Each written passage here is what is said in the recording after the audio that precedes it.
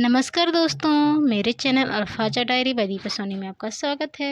आज मैं आपके लिए गीतांजलि श्री द्वारा लिखी कहानी एक नन्ही सी मुस्कान लेकर आई हूँ।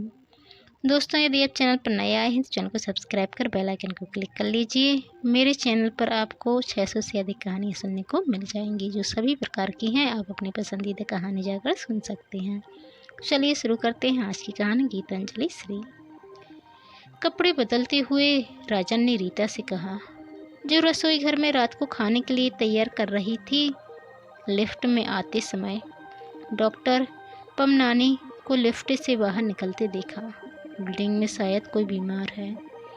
रीता ने हाथ में पकड़ी हुई खाने की चीज़ें मेज पर रखीं और प्लेटें नैपकिन से पोंछते हुए कहा, रति बीमार है, आज ऑफिस भी नहीं गई। खाने का पहला कौर मुँह में डालते हुए राजन ने कहा, आज ऑफिस में मुझसे काम नहीं हो पा रहा था। ऐसा लग रहा था जैसे तबीयत ठीक नहीं है। रीता ने राजन की ओर जांचती हुई दृष्टि से देखा, फिर खाना खाते हुए कहा, बुधवार की छुट्टी है, आप डॉक्टर से जांच करवा लें। बच्चे क्या कर रहे हैं? पढ़ रहे हैं। टर्मिनल टेस्ट होने वाला है। दोनों चुपचाप खाना खा रहे थे। महानगर का कोलाहल धीरे धीरे कम हो रहा था। रीता ने कहा, भगवान के पास न्याय नहीं है। राजन भीतर ही भीतर जैसे चौंक पड़ा। प्रश्नवाचक दृष्टि से पत्नी की ओर देखने लगा। रीता ने कहा, रति कितनी अच्छी स्त्री है, पर पति कैसा किस्मत में लिखा हुआ था। अच्छे भले खाती पीती घर की लड़की कहाँ आ पड़ी।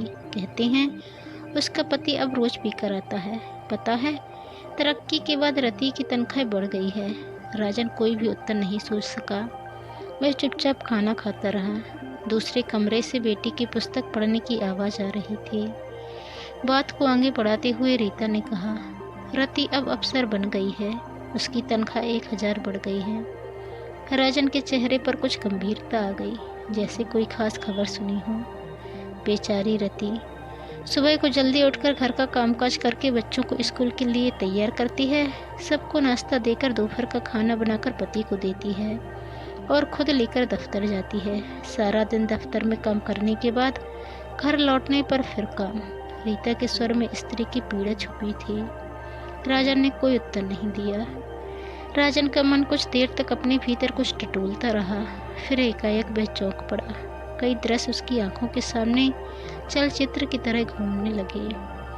रोज सुबह उठने में देर हो जाने के कारण पहला विचार जो राजन के मन में आता है वह यह है कि रोज वाली बस कहीं छूट न जाए। वह हर काम जल्दी जल्दी करता है। बार बार घड़ी देखता है। कमोड पर बैठे बैठे ही ब्रश करता है। जल्दबाजी में नाश्ता भी पूरा नहीं करता है। कभी कभी पैंट की जिप लगाना भी भूल जाता है। कई बार पेन मेज पर छूट जाता है। बेल्ट भी लिफ्ट में उतरते उतरते बांधता है। रास्ते पर उसके पैर चलते नहीं दौड़ते हैं। उसे अपनी ही फुर्ती पर आश्चर्य होता है। बस स्टॉप पर पहुंचकर रति को वहां लगी लाइन में खड़े देखकर उसे राहत सी होती है। रति का कतार में होना इस बात का संकेत है कि उसकी बस अभी नहीं आई है। वह कुछ धीमे चलने लगता है। सोचता है चिंता करना, अपने आप को रोंदना उसकी आदत बन गई है। फालतू बातें और भ्रम मन में पालना उसके स्वभाव का हिस्सा बन गए हैं। वह बस के बारे में ऐसे सोचता है जैसे वह बस स्टैंड उसकी जिंदगी की दौड़ की मंजिल हो। रीता ने कहा, राजन, भगवान ने स्त्रियों का जीवन इतना दुखमय क्यों बनाया है? बदलते हुए इस समय में कहा जाता है कि सब कुछ बदला है, पर स्त्री का भाग कहाँ बदला है? राजन कुल्ला करके आ गया था। तौलिए से हाथ पोंछते हुए पूछा, क्या मिस्टर साजनानी बहुत ज़्यादा पीने लगे हैं? रीता ने कहा, सुना है अब तो धंधे पर भी ध्यान नहीं दे रहे हैं। सारा धंधा चौपट हो गया है। अब तो पत्नी की तनख्वाह से ही घर चल रहा है। राजन ने सूखे स्वर में कहा, यह धंधा भी तो रति के पिता ने ही शुरू करवा कर दिया था। रीता ने सांस भरते हुए कहा, माँ बाप बेटी के लिए 100 आशाएं रखें, 1000 कोशिशें करें, पर किस्मत भी साथ दे तब ना। राजन को दफ्तर में बिताना दिन याद आया। रीता से बोला, मैं आज स्वयं को थका थका अनुभव कर रहा हूँ। ऑफिस में काम करने में मन नहीं लग रहा था। सोफे पर आराम से बैठकर टीवी देखिए, पर आवाज़ कम रखिएगा। बच्चों की पढ़ाई में डिस्टर्ब होगा। मैं जरा रति को देखा हूँ। राजन सोफे पर बैठकर टीवी देखने लगा। चित्रहार चल रहा था। फिल्मी गीतों पर नायक नायिका नाचते कूदते चक्कर लगा रहे थे। पीछे के दृश्य बार बार बदल रहे थे। नायिका कभी साड़ी में, कभी सलवार कुर्ते में, तो कभी जीन्स टी शर्ट में नाच रही थी, हमेशा की तरह। आज भी यह कार्यक्रम राजन को बहला न सका। उसे लगा कि उसका मन उखड़ा उखड़ा है। टीवी में नाचते लोग उसे मनुष्य न लगकर बैटरी से चलने वाले प्लास्टिक के खिलौने लग रहे थे। उसने उठकर टीवी बंद कर दिया। वह सोचने लगा, इंसान की जिंदगी कितनी बेतुकी और थका देने वाली है। रोज रोज वही काम करने पड़ते हैं बिना किसी उद्देश्य के। जीवन का जैसे कोई अर्थ नहीं रह गया है। जीना जैसे एक आदत बन गई है।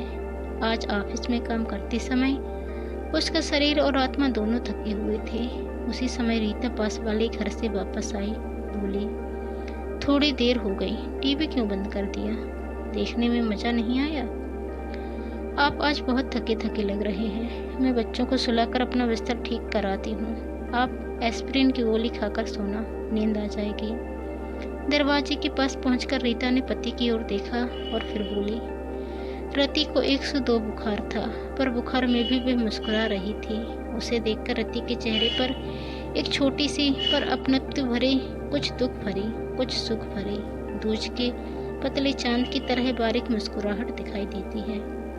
राजन जानता है वह मुस्कान उसके लिए है और उसके अपने चेहरे पर उसकी जानकारी के बिना मुस्कुराहट तैर जाती है।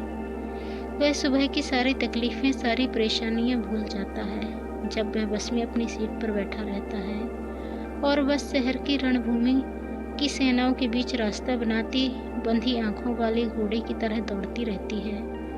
तब वह नन्ही मुस्कान गुब्बारे की तरह फूलकर उसके हृदय को अनजानी प्रसन्नता से भर देती है। उसके हृदय से प्रवाहित होने वाला रक्त उस मुस्कान को उसके सारे शरीर में फैला देता है। वह भूल जाता है कि रति भी इसी बस में कहीं बैठी है। सिर्फ वह मुस्कान उसके साथ होती है और उसके शरीर में टॉनिक की तरह ताकत और ताजगी का संचार करती रहती है। उसने और रति ने आपस में कभी बात नहीं की है। उन्हें इतना पता है कि वे पड़ोसी हैं, एक दूसरे के पास रहते हैं। उनकी आत्मा एक दूसरे के इर्द गिर्द फड़फड़ाती रहती हैं। राजन को लगता है वह मृत नहीं है। बस में बैठे और मनुष्य भी निर्जीव नहीं है। रास्ते के दोनों ओर बनी इमारतें महज दीवारें नहीं हैं, उनके भीतर धड़कते हृदय हैं। शायद रति की यह नन्ही मुस्कान उसके निरर्थक जीवन को थोड़ी देर के लिए अर्थवान बना देती है। बड़े शहरों में बस की यात्रा प्राय लंबी होती है। कभी कभी लगता है कि यह यात्रा पूरी नहीं होगी, पर हर एक बस किसी मुकाम पर आकर रुक जाती है।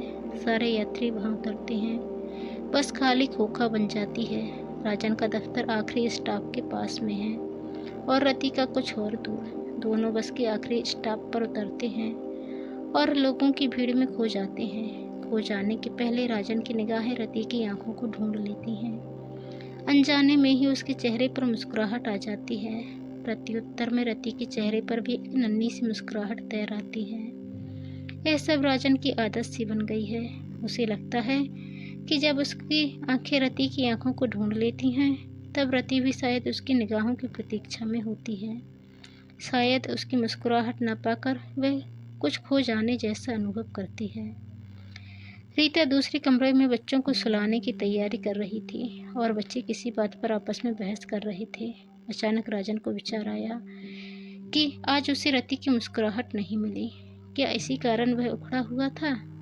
आज ऑफिस में काम करने में मन भी नहीं लग रहा था। ऐसा कैसे हो सकता है? रति और मुझ में कोई संबंध नहीं है। हमने आपस में बात करने या पास आने का भी प्रयत्न नहीं किया। मौका मिलने पर भी हम दोनों बस में कभी पास नहीं बैठे हैं। हम दोनों एक दूसरे से इतना पास या दूर हैं जितने दो तारे।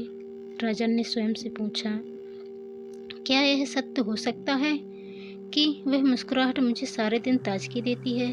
सारा दिन मेरे चारों ओर उसका असर बना रहता है। उसी समय रीता कमरे में आई। बोली, मैंने बिस्तर बिछा दिया है, दोनों सोने के कमरे में आए।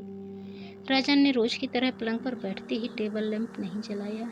रीता ने आश्चर्य से पूछा, क्या आज किताब नहीं पढ़ेंगे? राजन की आदत थी कि सोने से पहले वह कुछ देर तक कोई किताब या पत्रिका पढ़ता था। नहीं, उसने कहा और तकिए पर सर रख लेट गया। बत्ती बुझाकर रीता राजन के पास लेट गई। बोली, रति को डॉक्टर कह गया है कि उसे हफ्ते भर तक ऑफिस नहीं जाना चाहिए। राजन अंधेरे में छत की ओर देखते हुए सोचने लगा कि इस सप्ताह रति की मुस्कुराहट पाए बिना उससे ऑफिस में काम कैसे होगा। तो दोस्तों, आपको ये कहानी कैसी लगी कमेंट कर ज़रूर बताएं। चैनल पर नए आए हैं तो चैनल को सब्सक्राइब कर बेल आइकन को क्लिक कर लें। धन्यवाद। जय हिंद।